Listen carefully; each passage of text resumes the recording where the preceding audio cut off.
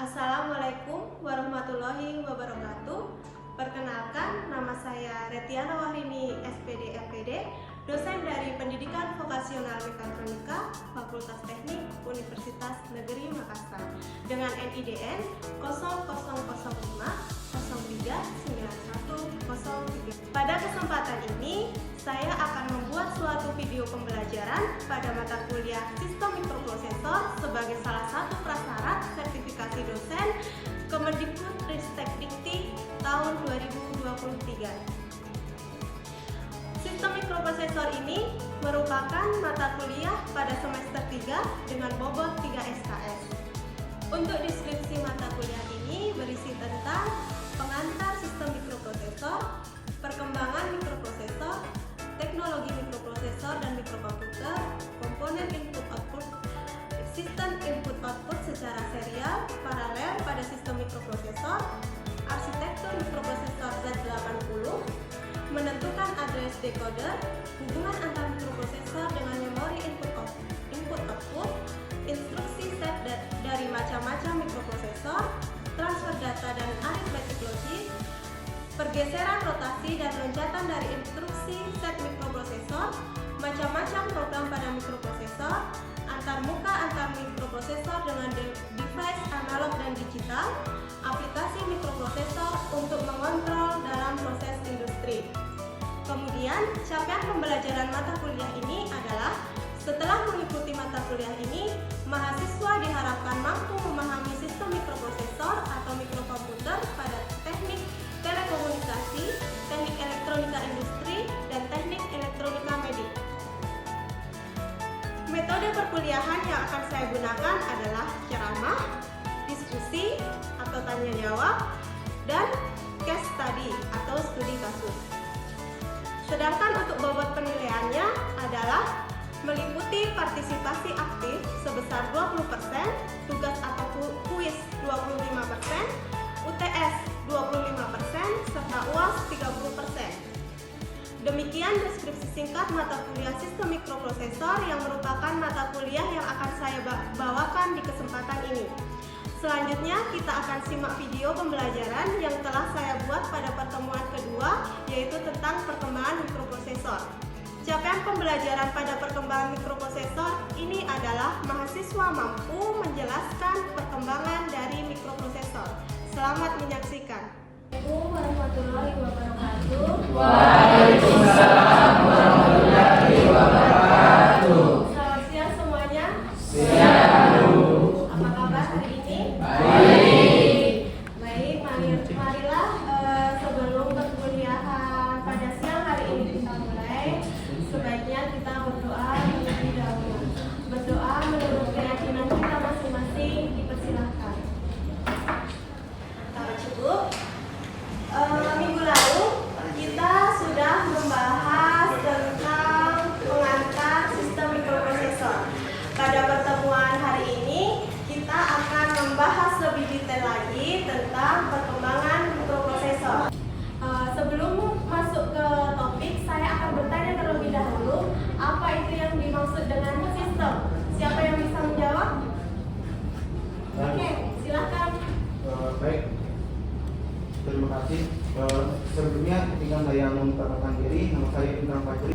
Nah, sebelum kita mengetahui apa itu sistem, kita mencari tahu dulu sistem ini berasal dari bahasa mana.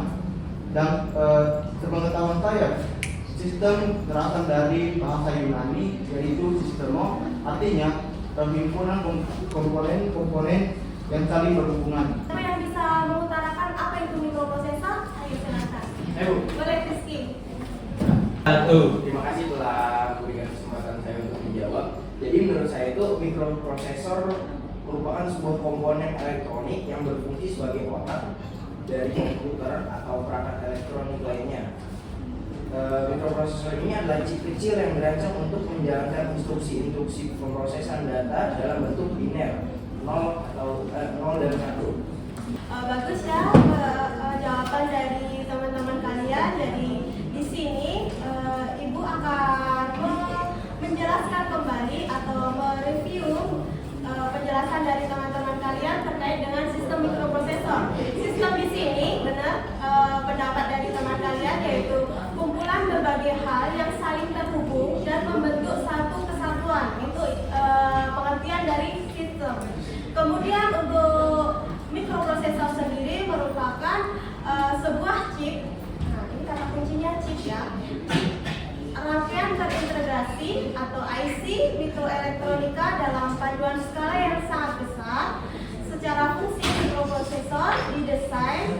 bekerja sebagai pelaksana instruksi, pengendali sistem, serta sebagai pusat pengolah data digital atau biasa disebut dengan Central Processing Unit atau CPU ya.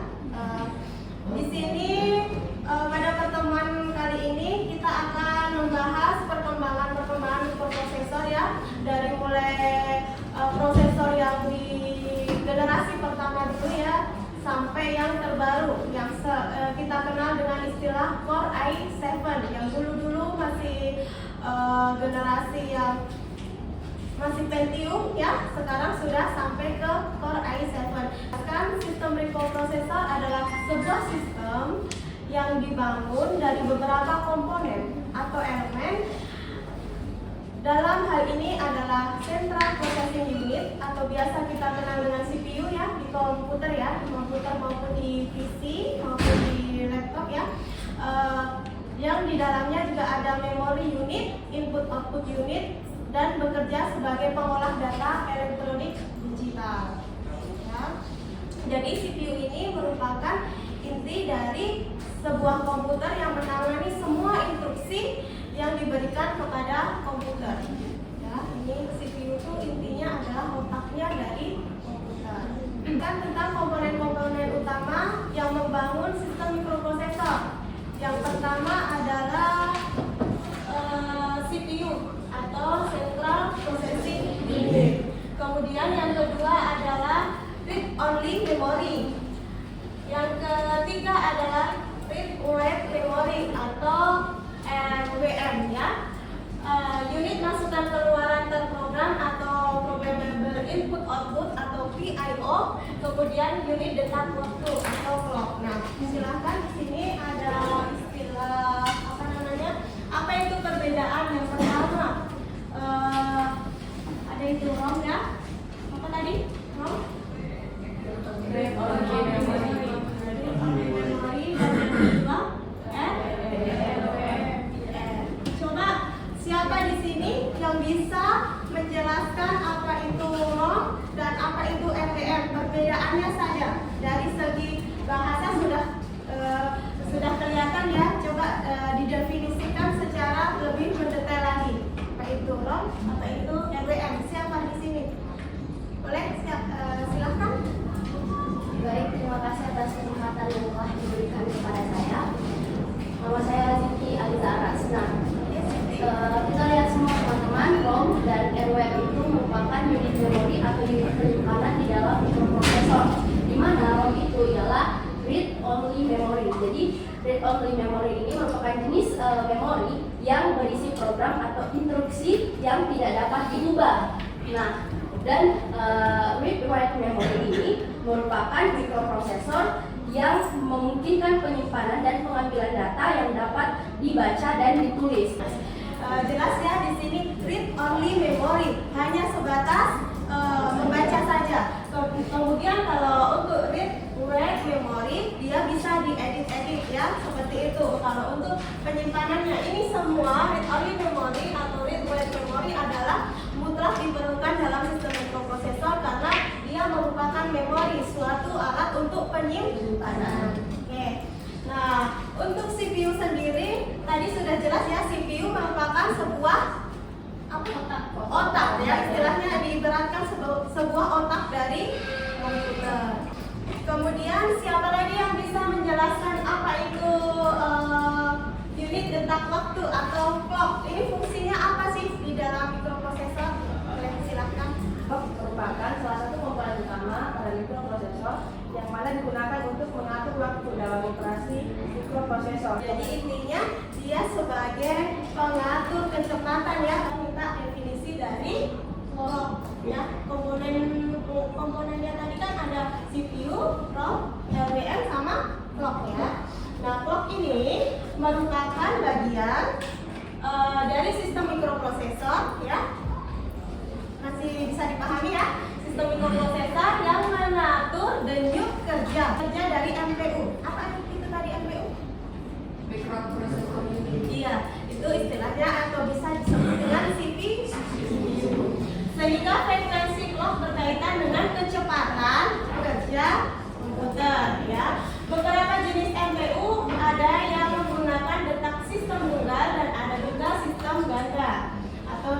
fase. Kemudian letak dapat dibangkitkan menggunakan sistem diskrit atau IC khusus. Dia menggunakan IC khusus ya untuk mengatur detik kerja dari NPU tersebut. Intel memperkenalkan, nah ini IC yang digunakan untuk clock ini biasanya menggunakan IC tipe 8224 untuk penggerak detak ya, penggerak detak waktunya untuk CPU. Ini ada yang mau bertanya atau bisa dilanjut ya? Ini ada blok diagram. Siapa di sini yang bisa membaca blok diagram ini? Karena ini blok diagram ini ada saling keterkaitan sistem kerjanya. Ada bus data, bus kendali, ada read only memory, read write memory, PIO ya. Bagaimana ini blok diagramnya? Siapa yang bisa menjelaskan sesuai pengetahuan kalian terkait dengan blok diagram ini? Ada ini bus kendali ini fungsinya untuk apa? Umum ya. Coba kalian siapa yang bisa? Ayo boleh, silakan. Jadi dari gambar di atas itu menunjukkan bahwasanya komponen-komponen utama dari mikroprosesor yang mereka itu terhubung satu sama lain, yang mereka itu di dalam terdapat ROM, ROM, dan PIO. Oke, dia dihubungkan oleh suatu gas ya, dihubungkan oleh suatu gas kendali atau biasa kalau kita sebut nama kerennya adalah kontrol bus ya, sama address bus ya. Jadi betul ya tadi teman kalian ya sudah menjawab tadi bagian-bagian dari CPU atau komponen-komponennya ini adalah ada clock juga sangat berfungsi seperti yang tadi read only memory, write write memory, programmable input output, kemudian dia terhubungkan atau dihubungkan oleh suatu address bus dan control bus ya. Jadi semua ini saling berkaitan supaya bisa bekerja secara maksimal. Tanpa kehilangan satu komponen artinya dia tidak bisa berfungsi. Lanjut ke microprocessor unit. Microprocessor unit ini tersusun dari 3 bagian utama. Bisa dibaca di situ, coba Putri. Apa itu 3 bagian pokok dari microprocessor unit? Bisa dibaca di situ. Yang pertama itu control unit atau CPU, yang kedua arithmetic logic unit atau ALU, yang ketiga register unit atau RU. Oke, kalau yang definisinya siapa yang pernah mendengar? Apa sih itu control unit? Apa sih itu arithmetic logic unit? Sama apa sih itu register unit? Siapa yang bisa menjelaskan di sini? Boleh, siapa namanya? Ya, perkenalkan nama saya Muhammad Iksan Saputra. Secara garis besar, microprocessor unit tersusun dari 3 bagian, yaitu yang pertama control unit. Control unit berfungsi untuk mengambil dan membolehkan instruksi dari memori program dan membangkitkan sinyal kendali yang diperlukan oleh bagian lain dari microprosesor untuk melaksanakan instruksi tersebut. Yang kedua, arithmetic logic unit atau ALU. ALU berfungsi untuk mengerjakan perintah-perintah yang diberikan berupa operasi aritmatika dan logika. Dan yang terakhir adalah register unit atau berfungsi sebagai tempat penyimpanan sementara data, alamat, instruksi, dan bit status berbagai operasi mikroprosesor. Oke, benar ya. Jadi control unit sendiri di sini merupakan komponen di dalam prosesor atau CPU ya, yang menangani semua kontrol ya, kontrol sinyal pada prosesor ya. Kemudian untuk arithmetic logic unit atau ALU adalah suatu komponen CPU ya yang berfungsi menjalankan tugasnya sesuai dengan perintah dari otak komputer. Kita akan masuk ke sejarah singkat perkembangan dari suatu mikroprosesor ya. Di sini akan saya jelaskan mulai dari tahun 1971 ya. Dapat dilihat di sini pada tahun 1971 mikroprosesor pertama yang dikenal itu adalah tipe 4004 mikroprosesor. Nah, pada tahun 1971 itu muncullah mikroprosesor pertama yaitu Intel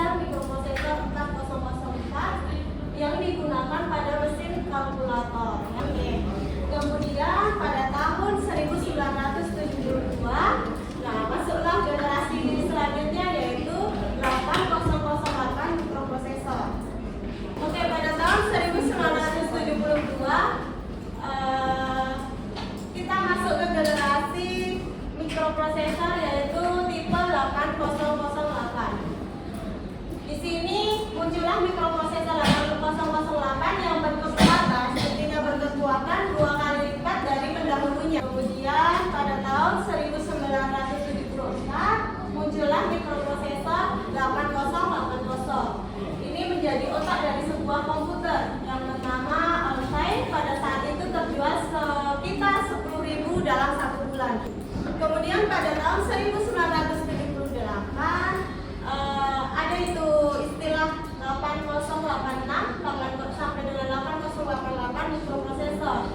Ini merupakan sebuah penjualan penting dalam divisi komputer terjadi pada produk untuk komputer pribadi buatan IBM yang memakai prosesor 8088 yang berhasil mendongkrak nama Intel itu pada tahun 1993. Nah, ini mulai dikenal dengan nama Intel Pentium. Pernah dengar Pentium? Belum ya? Ini Intel Pentium ini merupakan prosesor generasi baru yang mampu menangani berbagai jenis data seperti suara, bunyi, tulisan tangan, dan foto. Ya, pada tahun 1997 Intel Pentium kedua prosesor. Nah, Pentium 2. Prosesor Pentium 2 ini merupakan prosesor yang menggabungkan Intel FMX yang dirancang secara khusus untuk mengolah video, audio, dan grafik. Nah, kemudian pada tahun 1999 ya, Intel menerbitkan lagi generasi yang terbaru namanya Pentium ketiga. Nah, Pentium ketiga ini merupakan prosesor yang diberi tambahan 70 instruksi. Pada tahun 2000 Intel Pentium 4. Intel Pentium 4 ini saya sudah ada ya, ini sudah pernah pengalaman memakai juga pada tahun ini. Prosesor Pentium 4 ini merupakan produk Intel yang kecepatan prosesnya mampu menembus kecepatan hingga 3,06 GHz ya. 2005 ada Intel Pentium 4 Extreme Edition. Nah, ini sebuah prosesor yang ditujukan untuk pasar pengguna komputer yang menginginkan sesuatu yang lebih dari komputernya. Ini sudah mulai masuk ke generasi Core i3 ya. Ya. Nah, ini untuk Intel Core i3 ya. Intel Core i3 ini diluncurkan dengan 2 tipe, yaitu untuk desktop prosesor atau biasa disebut dengan PC ya, PC atau desktop juga yang besar itu, dan mobile processor atau notebook ya. Kemudian untuk Intel Core i5, kelebihan Core i5 ini adalah ditanamkan fungsi chipset ya pada inti prosesor dengan nama MCH pada motherboardnya. Apa itu motherboard? Ayo, siapa yang bisa jawab? Motherboard apa? Apa itu motherboard? Ya, boleh Putri dulu. Ya. Baik Bu, terima kasih. Motherboard itu adalah papan induk atau papan utama. Maksudnya di sini adalah komponen utama dalam komputer yang berfungsi sebagai pusat. Oke, jadi komponen utama pada komputer yang berfungsi sebagai Pusat. Sekarang kita masuk ke Intel Core i7. Core i7 sendiri adalah prosesor pertama dengan teknologi Haru menggunakan platform baru yang betul-betul berbeda dengan generasi sebelumnya. Salah satunya adalah mengintegrasikan chipset MCH langsung di prosesor, bukan motherboard lagi di sini ya. Chipset dia pakai ya. Haru juga mengganti fungsi FSD menjadi QPI atau Quick Part Interconnect ya, QPI ya.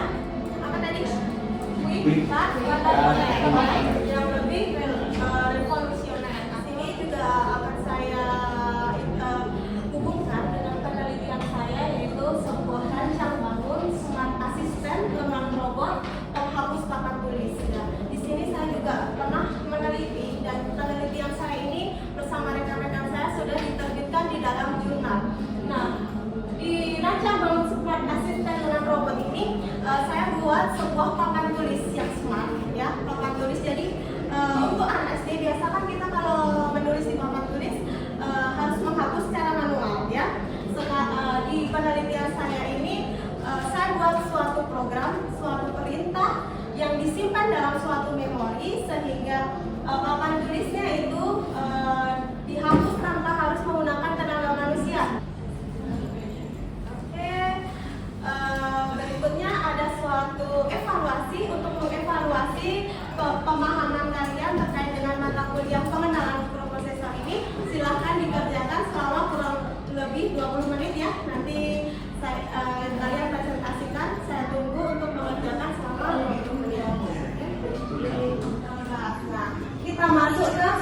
kalian. Yang pertama adalah uraikan perkembangan mikroprosesor generasi ketiga. Yang kedua, bagaimana fungsi dan prinsip kerja dari RAM dan ROM. Jelaskan keunggulan dan kerugian menggunakan sistem mikroprosesor. Sebutkan dan jelaskan aplikasi-aplikasi penggunaan mikroprosesor dan personal komputer yang menggunakan mikroprosesor sekarang menggunakan mikroprosesor tipe apa. Nah, silakan yang sudah siap untuk menjawab, silakan. Siapa dulu? Putri dulu ya, silakan perkenalkan nama sama tim. Baik, bismillahirrahmanirrahim. Terima kasih atas kesempatan yang telah diberikan Bu. Perkenalkan nama saya Putri dengan NIM 220 dan 50 Oke, silakan Putri dijawab pertanyaannya.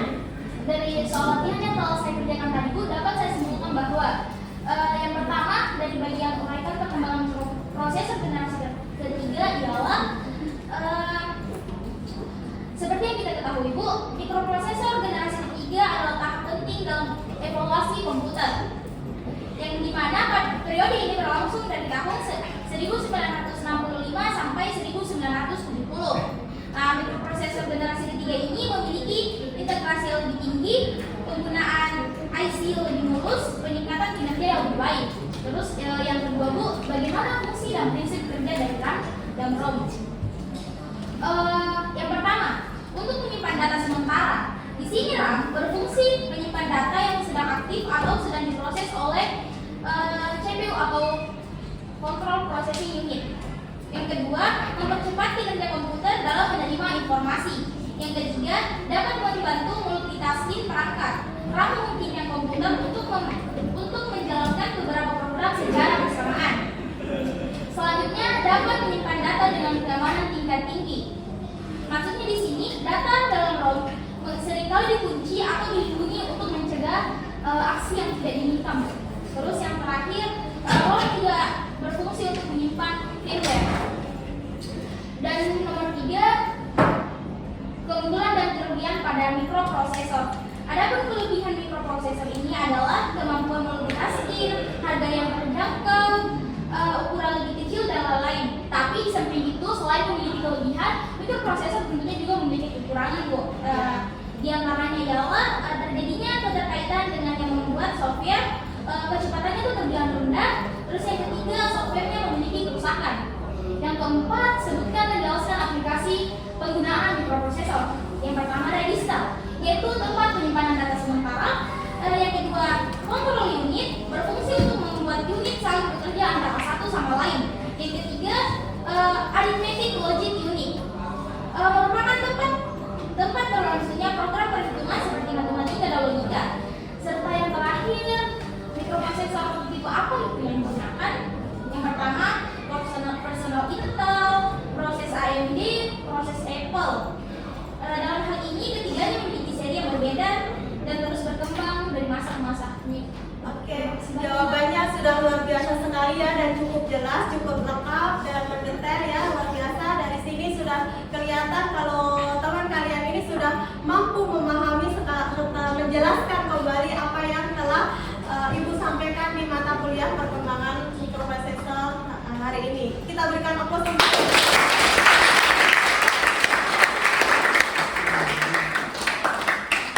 siapa lagi yang mau mempresentasikan hasil jawabannya? Silahkan. Oke, berdiri. Oke, baik, terima kasih atas kesempatan yang telah diberikan kepada saya. Nama saya Zini Aliza Aras dengan NIM 220206500006. Nah, dari pertanyaan pertama tentang perkembangan mikroprosesor generasi ketiga, seperti yang telah dijelaskan oleh Ibu tadi, awal pada tahun 1972 Intel mengeluarkan mikroprosesor tipe 8008, di mana ini Intel pertama yang menggunakan 8 bit teman-teman. Lalu perubahan pun terjadi di tahun 1997, di mana mikroprosesor yang dikeluarkan oleh Intel ini sudah memiliki sinyal digital atau sudah menggunakan internet. Nah, selanjutnya di tahun 2001 Intel juga mengeluarkan Titanium proses, di mana ini pertama kalinya Intel mengeluarkan mikroprosesor dengan 64 bit.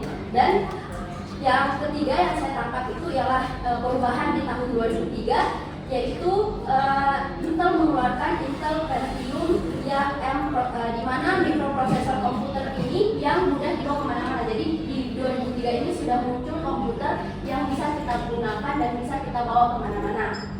Nah, selanjutnya di nomor kedua, fungsi dan prinsip kerja dari RAM dan ROM. Nah, RAM ini ialah random access memory, di mana RAM ini merupakan sebuah memori dari mikroprosesor untuk membaca sebuah data, dan ROM ini ialah read only memory, di mana dia hanya membaca sebuah memori dari mikroprosesor. Nah, prinsip kerjanya, kalau RAM ini dia bersifat volatile, jadi dia hanya bekerja jika ada arus listrik, sedangkan ROM ini dia bersifat nggak ada. Terima kasih. Terima kasih ya untuk jawabannya.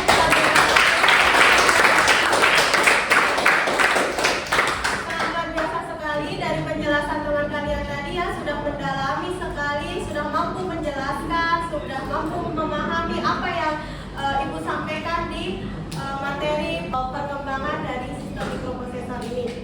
Baik, pada siang hari ini telah tercapai, yaitu kalian dapat memahami serta menjelaskan secara lebih detail bagaimana perkembangan mikroprosesor ya, secara mendetail dari tahun ke tahun, serta bagaimana prinsip kerjanya, serta memahami juga kelemahan dan kelebihan dari sistem mikroprosesor. Nah, untuk minggu depan kita akan mempelajari kembali tentang model-model dari mikroprosesor. Sekian ya, kita ketemu lagi untuk pekan depan. Terima kasih untuk kehadirannya. Sukses selalu untuk kita semua. Wassalamualaikum warahmatullahi wabarakatuh. Dalam video pembelajaran tentang sistem mikroprosesor yang telah saya bawakan, dapat kita lihat capaian pembelajaran yang telah diperoleh mahasiswa, yaitu mampu memahami dan menjelaskan hasil evaluasi tentang perkembangan mikroprosesor yang telah disampaikan. Demikianlah video pembelajaran ini saya buat, semoga bermanfaat. Akhir kata, wassalamualaikum warahmatullahi wabarakatuh.